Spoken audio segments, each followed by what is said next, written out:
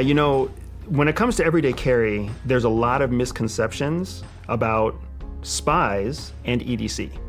Because a spy's job is to be covert. A spy's job is to blend in. So anything that we carry on us has to be something that blends in, that doesn't draw attention, and that withstands something that we call cover scrutiny. Because if somebody stops us, if a police officer stops us, or if a child bumps into us, or if we get hit by a car and an ambulance comes to help us, we have to fit within our cover identity. So what we carry on us is a big part of what identifies your true affiliation, your true identity. This is a Flipper Zero with some custom modifications.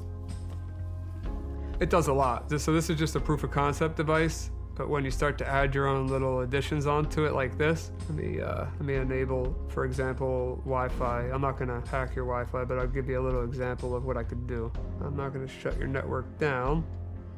Okay, so now if I could show you on my phone, or you could look at your phone, but you'll see that instead of me mirroring your network, I just created a bunch of fake networks. So all of these networks here, they probably appear to be legitimate, right? Yeah. But they're not.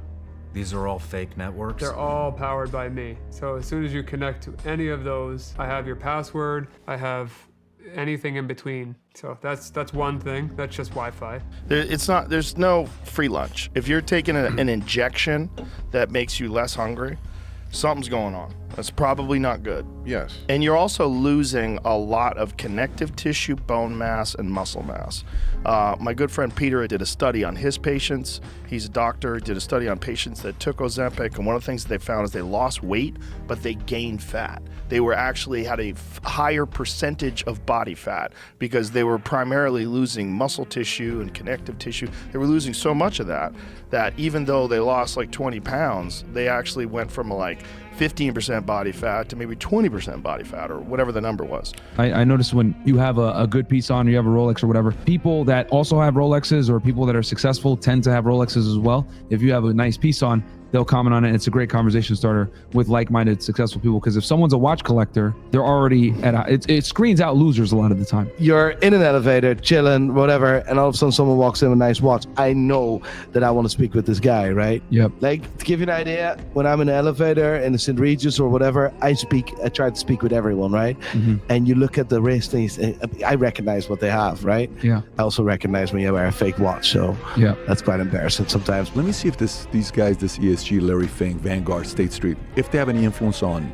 military contract, defense contracts. If you Google the largest shareholder for Raytheon, 3 out of the 4 top shareholders of Raytheon, BlackRock, State Street, Vanguard. It could be top 3 with Raytheon, but I think it's 3 out of 4. If you go look up General Dynamics, if you go look up Boeing, if you go look up, Northrop Grumman, okay? And then you work backwards and you say, okay, how much money is that in what these guys are doing? You'll find, the amount of money we spent in our military, $744 billion on how much we're making from defense. That's more than the next 10 combined. We gave more money to Ukraine than Russia spent on their military last year.